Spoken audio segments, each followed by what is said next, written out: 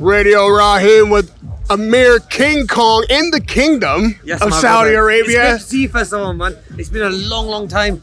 And obviously I know I've been retired. I'm not alone. I'm not around the boxing circuit. But it's just great to come to events like this where I'm a fan and I'm a spectator. But it's seeing people like yourselves, you know what I mean? All memories come back. Man, people like you who have been doing this with for so many years, and then see you post-career is fun, man. Yeah. You've accomplished everything that you wanted. You're here. Everyone is like mobbing you because Amir King Kong is in the building, and that is something that's I really appreciate it, man. you know, special for us. Yes. Now it's all about the next generation. Now we're here to support them. Right, and by the way, I see this Wow Hydrate every place I go in boxing. I didn't know who was like behind it or what it was about, and then you turn up. I'm like, okay, now it makes sense. Yeah, what's the deal? So yeah, I'm an ambassador and part of the team with Wow. So yeah, we want to now reach out to the Middle East market. I thought this was the right time to do it with the big fight happening on the weekend. Let's all move out to Saudi Arabia, start the drink operation over here, and there's a lot of great hype over here. A lot of people are talking about the drink. They're trying the drink out. So yeah, we're getting we're getting a lot of numbers, man. So Well, I'm really happy with it. if there's any place you need to hydrate, it's certainly the desert. So And that's all it does. Look, it's got the right nutrition. It's got the right vitamins in it. It's gonna keep you hydrated as well. Yeah. It's got everything you need. So and why you not? got Amir bringing the wow factor. We got the wow and the hydrate. You know that, yeah. So you know what, bro? I swear, like, it's gonna be a massive drink, and we've just bought a new flavor as well. The blueberry raspberry flavor is the next level. So guys, you'll have to try that out. So yeah, it's done. All right, I'm gonna hydrate for the main event. I'm gonna get you a couple. I need cases. I need cases. Are you gonna sell them on the side? Riyadh season. Yeah, we'll try Listen, it. you know, you've only been retired a very short amount of time, but you were in boxing for so long, and you were always like a main event fighter that people came to see. And in that short time since you've been out of the ring, boxing's changed quite a bit, no? Well, Like- now YouTubers are fighting each other. I mean, look, now all these influencers are coming into boxing. I think it's good for boxing because what was happening was towards the end of when I was finishing, I could see that MMA was surpassing boxing, like UFC and everything. It was going past boxing. It was getting bigger than boxing. But now I think this has kind of saved it a little bit, where now these YouTubers, the influencers are fighting each other. It's kind of built the sport up a little bit more. It's kind of giving more respect to boxing, more eyes, more viewers, more bums on seats. And that's what boxing needed. It brought more eyeballs, especially from this new generation. Young people are getting involved in the Especially sport. when you got Saudi Arabia backing you. Come on. You got Saudi, Turkey al-Sheikh, what he did. He's gone out there and said, listen, I want the biggest fight. What's the biggest fight? The biggest name in MMA, UFC, and the biggest fight in boxing. Let's put them together. No one would have ever thought a fight like that can happen until Turkey al-Sheikh come and said, I want this fight and I'm going to make it happen. When I heard about it, I was like, oh, okay, whatever, it's not going to happen. But boom, he made it happen. So respect to Turkey al-Sheikh for bringing boxing like on a different level to Saudi. Now, we talked about what is good about crossover and YouTuber boxing, bringing young faces and fans to the sport.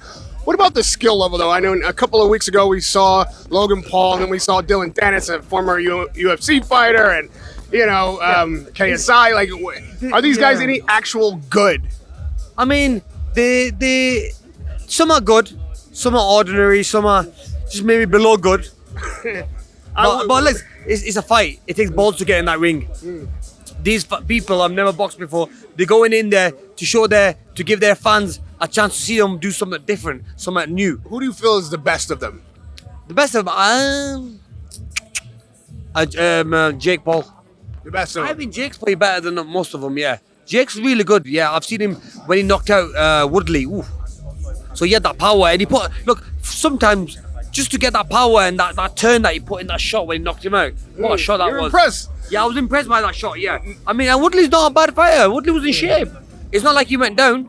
I mean, he got hit and he was put down. Now, he's still looking, as all YouTubers are, for a fight and a win over a real boxer. You're certainly that. You're retired, so, there might be some questions. You and Jake Paul, what happens there? With today's Amir Khan. Look, man, I'm fucking up, bro. Man, what's wrong with you, man? You're telling me to fight Jake Paul, man. Jake Paul, easy work. I mean, come on, man. I mean, but look, me going into all that, man. Now, let's talk about, traditional boxing, the 147-pound division, which you reigned in for a while. The now king of the division, Crawford. Terence Crawford. And I said that to everyone. I said that a long time ago. Terence Crawford is the man at 147. When people were telling me he's going to fight against Spence and the fight's going to be close, I was like, hell no. I've seen how this guy trains, how hard he trains. Terence Crawford is a true athlete. The way he trains, the way he is as a fighter, punch perfect performances. I mean, you watch him train. I used to sit there and just watch him train when I was at the gym with him. And I just see the way he moves like water, so fluid and, so calm and relaxed but still getting in the work. When I used to see him spar, I was like, wow, like this guy is special. Honestly, like I just wish one fight, the only fight that I would want him to see when I see him fight was Floyd Mayweather. I mean, him and Floyd Mayweather, what a fight that would have been. And I would have Crawford beating Mayweather. Honestly speaking, like because Crawford's IQ is just something else. Like, it's like when I fought him myself. I've been in the ring with the guy as well. When I fought him myself, he'll make me miss by an inch. And I'll be like, I'll be getting frustrated saying he's making me miss, but then hitting me, but not hitting me with a shot that's hard. Yeah. This is Crawford. Yeah, so he's catching with a shot that's not hard. This is when we fought each other.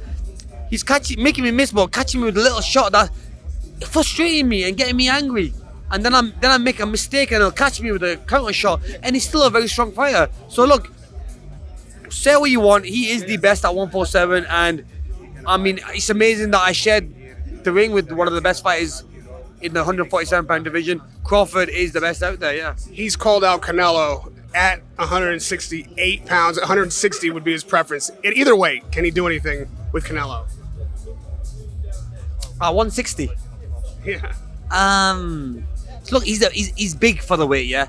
But I don't think he should jump. I made that mistake, and it took a lot of. I think my knock when I got knocked out by Canelo took off like 3-4 years of my career. I mean, it was a bad knockout, man. And I don't want. I think with Crawford, he's still got a few good years left in him, so I don't think he should take that risk. He's still making big money. Why? He's done so much in the sport. He doesn't need to risk so much weight, and yeah, I don't think he should do that because he can get hurt badly, even though he doesn't get knocked out. But just taking that punishment, that weight advantage, that getting pushed around with heavier guys. Not only that, he's gonna have to train with heavier guys and spar with heavier guys as well. That's wear and tear there as well. So really, I don't think he should do that. But look, end of the day, it's up to him. He's a warrior. He's a true champion, and I'm sure he'll want to test himself. And lastly, I have to let you go. Just give me a prediction on Saturday night. Saturday night, Tyson Fury knockout, 5 rounds. Radio Rahim with Amir, King Kong. Always a pleasure to see you, brother. Thank you, bro. We'll see you on Blessings, Saturday bro. night. Take care, yeah. Blessings. All right.